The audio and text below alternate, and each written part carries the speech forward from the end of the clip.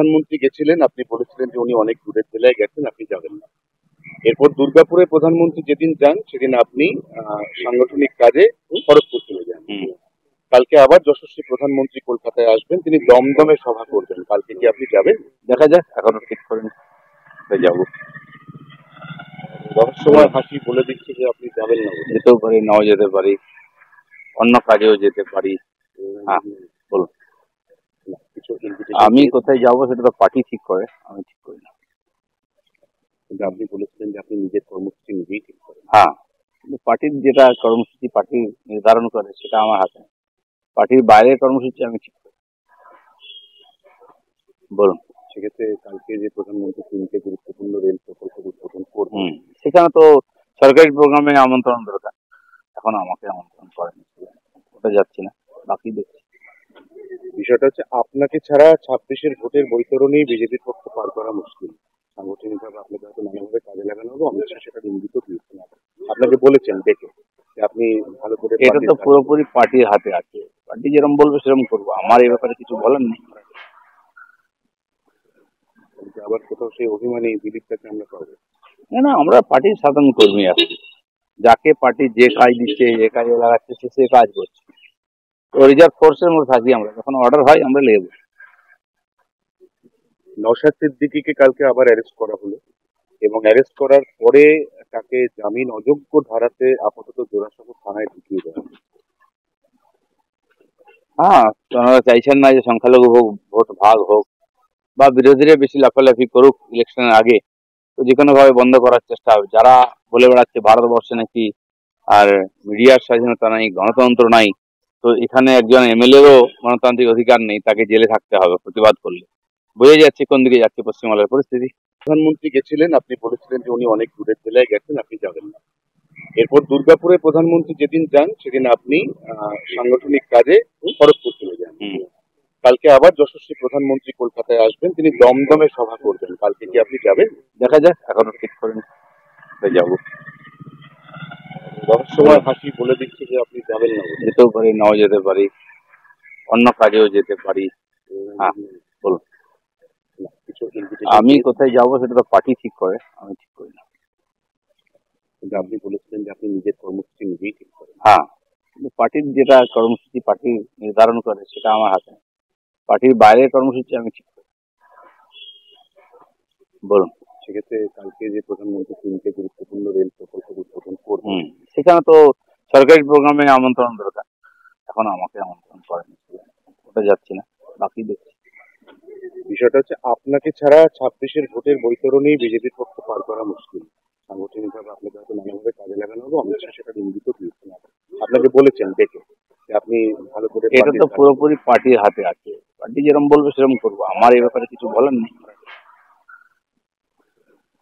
আবার কোথাও সেই অভিমানী দিলীপটাকে আমরা পাবো না, আমরা পার্টির সাধারণ কর্মী আছি, যাকে পার্টি যে কাজ দিচ্ছে, যে কাজে লাগাচ্ছে সে কাজ করছে।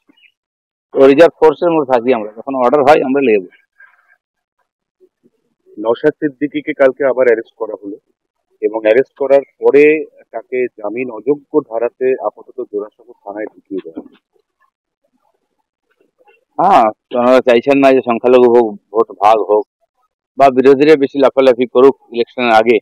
তো যে কোনো ভাবে বন্ধ করার চেষ্টা হবে। যারা বলে বেড়াচ্ছে ভারতবর্ষে নাকি আর মিডিয়ার স্বাধীনতা নাই, গণতন্ত্র নাই, তো এখানে একজন এমএলএরও গণতান্ত্রিক অধিকার নেই, তাকে জেলে থাকতে হবে প্রতিবাদ করলে।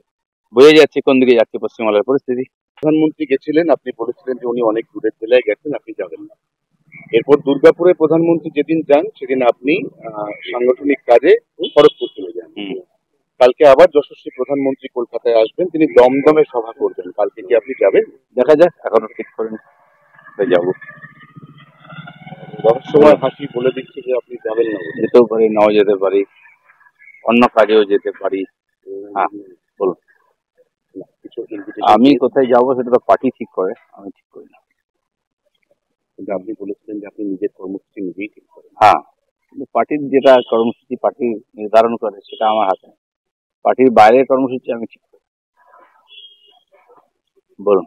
সেক্ষেত্রে কালকে যে প্রধানমন্ত্রী তিনটে গুরুত্বপূর্ণ রেল প্রকল্প উদ্বোধন করবেন, সেখানে তো সরকারি প্রোগ্রামে আমন্ত্রণ দরকার, এখন আমাকে আমন্ত্রণ করেনি, ওটা যাচ্ছি না, বাকি দেখছি।